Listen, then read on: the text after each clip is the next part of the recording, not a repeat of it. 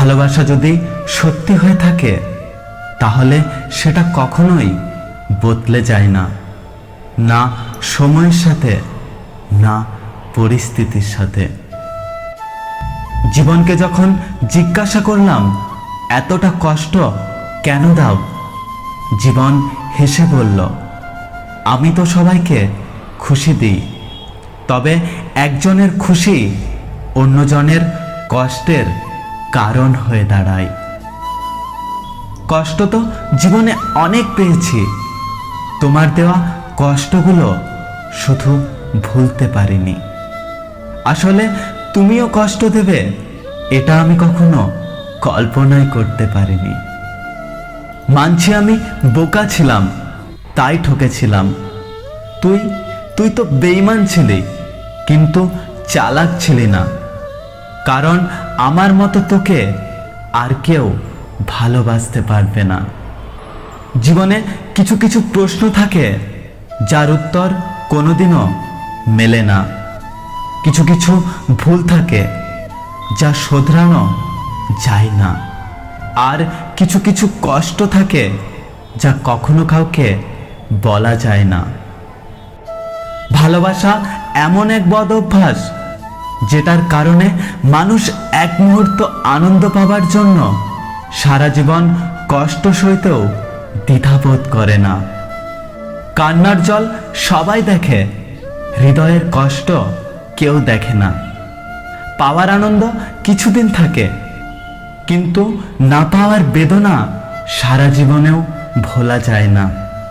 তোমার সুখের জন্য যদি আমাকে ভুলে যেতে হয় তাহলে আমি ভুলে যেতেও রাজি।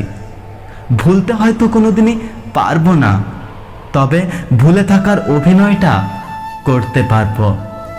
তোমার চোখের জলে যার মন গড়ল না, মনে রেখো তোমার মৃত্যুতেও তার কিচ্ছু হবে না। কষ্ট দাও তবে এত বেশি দিও না যা সইবার ক্ষমতা আমার নেই।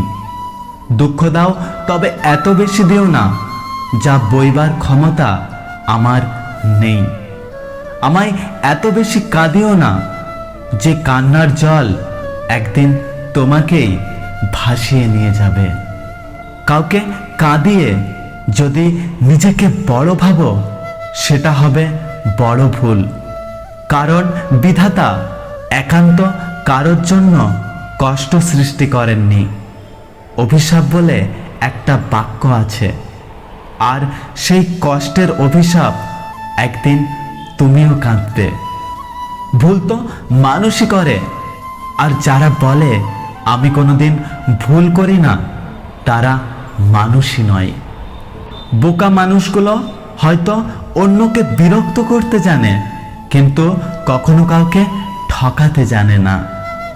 কাউকে পাবার জন্য প্রার্থনা করেও যদি তাকে না পাও তাহলে বুঝে নিও তোমাকে পাওয়ার জন্য অন্য কেউ প্রার্থনা করছে, যার প্রার্থনার জোর তোমার থেকেও অনেক বেশি।